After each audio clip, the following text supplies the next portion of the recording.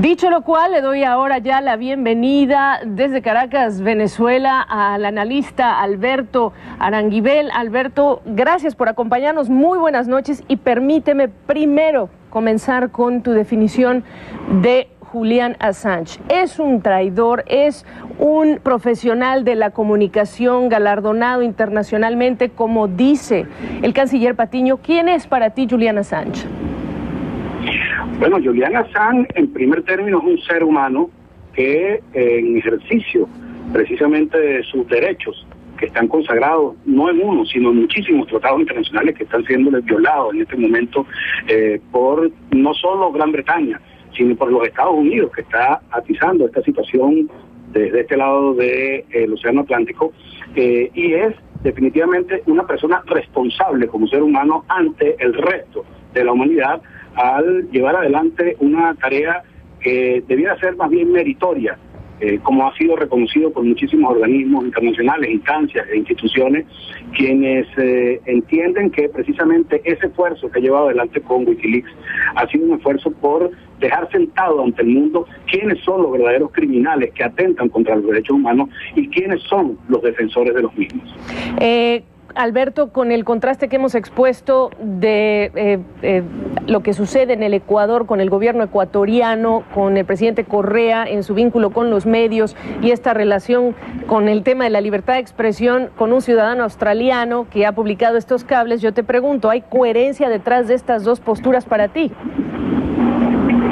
Bueno, lo que sucede es que son dos cosas distintas. Primero que nada, hay que dejar claro que el presidente Rafael Correa no es ningún cruzado contra la libertad de expresión, sino una persona que ha asumido con dignidad una batalla que ha dado en su país, no extraterritorialmente, porque los medios, abrogándose una libertad que es de la ciudadanía, no de las corporaciones. En ningún tratado internacional aparece que la libertad de expresión es un derecho de las corporaciones, sino de la ciudadanía.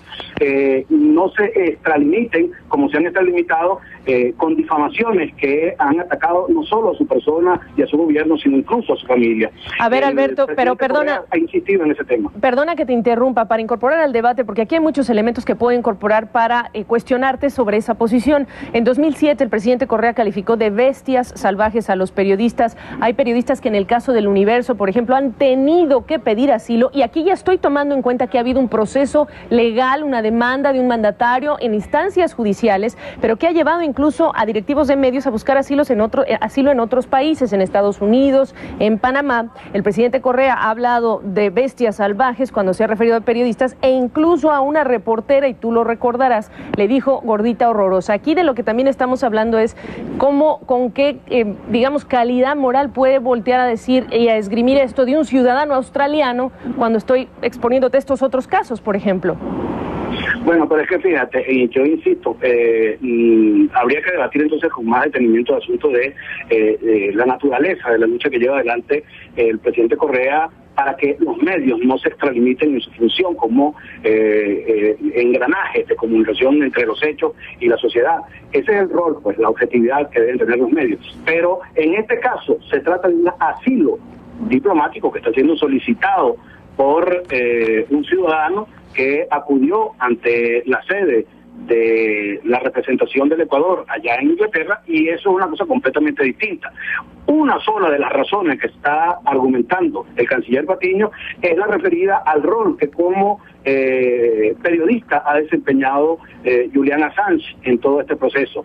Pero son muchas otras las que se han argumentado. A ver, pero si por ejemplo él habla de, publicó información global, punto número 2, documental privilegiada que fue generada por diversas fuentes que afectó a funcionarios, países y organizaciones, ¿qué tal que te pongo este escenario? ¿Qué tal que pensamos que esa descripción se puede pegar a la realidad de documentos que han publicado periodistas en el Ecuador, en donde también en la lucha por la libertad de expresión ha afectado a funcionarios, a países, organizaciones, y en este caso estamos hablando del Ecuador? Fíjense que en ningún caso de los documentos de Wikileaks, que ha afectado a varias naciones, se han tomado acciones de represalia contra Julian Assange porque los documentos sean falsos. Es la diferencia que hay con la propuesta que ha adelantado el presidente Correa de adesentamiento del trabajo que desempeñan los medios de comunicación, que se han ensañado contra el proceso legítimo, democrático, electo por el pueblo ahí en esa nación hermana, y que han distorsionado la mayoría de las veces la realidad en su afán por descalificar al gobierno del presidente Correa. Esa es la gran diferencia que hay. Pero cuestionar es libertad de expresión. ¿Qué tal que estos cables incluirían algo que tenga que ver con Ecuador? ¿Qué tal que se habría divulgado algo también sobre Ecuador? Insisto, el asunto no es el mensajero en este caso, el que debe ser el delincuente. Entiendo. Hoy por hoy estamos asistiendo a una situación completamente absurda, abyecta, en la cual el modelo de democracia que trata de imponer Estados Unidos en el mundo es aquel en el cual él puede hacer cumplir leyes al resto de los ciudadanos del mundo, pero exceptúa a sus ciudadanos. Y incluso es uno de los no firmantes de el acuerdo de la Corte Penal Internacional, precisamente en virtud de esa noción, de esa concepción imperialista que se tiene. Lo que debiera estarse investigando son los crímenes que aparecen denunciados en los distintos documentos de Wikileaks que han hecho público Wikileaks y Julian Assange. Eso es lo que debiera estar en este momento debatiéndose en el mundo entero.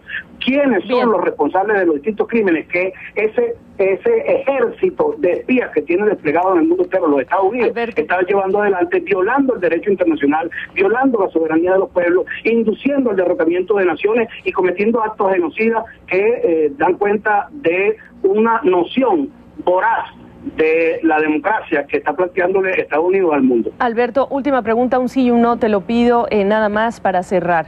Libertad de prensa, la pregunta, ¿el doble discurso de Ecuador, sí o no? No, en este caso no hay ningún ataque a la libertad de prensa en lo que está haciendo Correa. No hay ningún ataque a la libertad de prensa. Y la libertad de prensa no es para hacer lo que están haciendo las empresas de los medios de comunicación en el Ecuador. Esa es una situación en la que se han secuestrado los derechos de los seres humanos que están consagrados en distintos tratados internacionales y que han sido puestos al servicio del capital privado. Alberto, te interrumpo, pero por falta de tiempo, no por otra cosa. Te agradezco esta opinión. Muy buenas noches. Gracias. A ti, Gabriela. Hasta pronto.